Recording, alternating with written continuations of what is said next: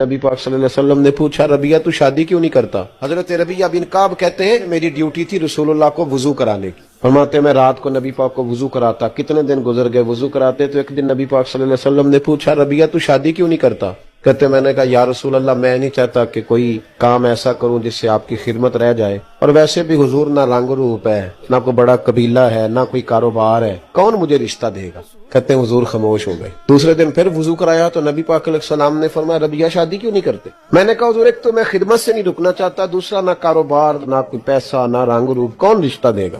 कहते हैं हुजूर फिर खामोश हो गए। जब मैं बाहर निकला ना दूसरे दिन, तो मेरे दिल में ख्याल आया कि तू कितना बेवकूफ है, हुजूर को दलीलें देता है। जब नबी पाक कहते हैं शादी क्यों नहीं करता, तो तुझे कहना चाहिए हुजूर जैसे दिल करता है कर दे।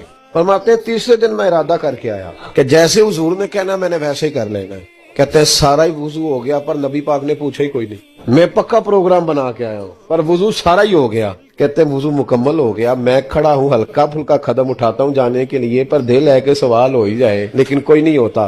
फरमाते हैं जब मैं बाहर निकलने लगा ना, दरवाजे के करीब पहुंचा, अल्लाह के हबीब ने आवाज दी। हुजूर फरमाने लगे, रबिया शादी क्यों नहीं करते? मैंने कहा या रसूलल्लाह जैसे दिल करता है कर दे। तो नबी पाक ने फरमाया, जा फलाने सरदार के पास जा, फलाने कबीले के फलां सरदार के पास, और उसे कह कि नबी पाक कहते हैं अपनी बेटी की शादी मेरे साथ कर दो। हजरत रबिया बिन काब कहते हैं मैं गया, जाके पैगाम दिया, ना कबीला, ना माल, ना दौलत, ना हुस्न, एक चीज पक्की है। फरमाते मैं रसूलुल्लाह का गुलाम था, तो हर वो काम करता था जिसका मेरे नबी हुक्म देते। सुन्नत शरीयत पर अमल पूरा, दीनदारी पूरी। हुजूर ने दीनदारी की बुनियाद पर रिश्ता भेजा।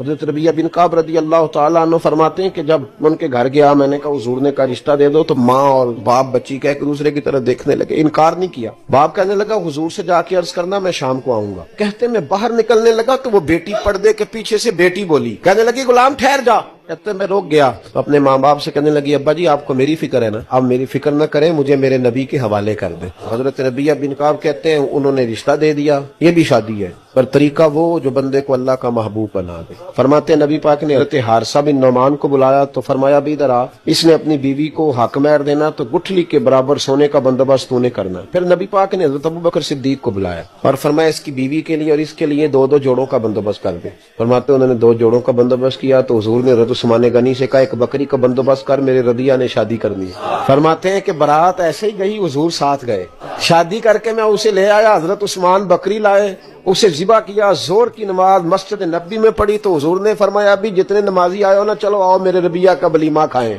फरमाते हैं शादी हो गई। ओ भाई सुन्नत और शरीयत तुझे आसान करती, तेरी तकलीफें दूर करती, अजियत में ना पड़ो, परेशानी में ना पड़ो, छोड़ दो ये चक्कर सारे।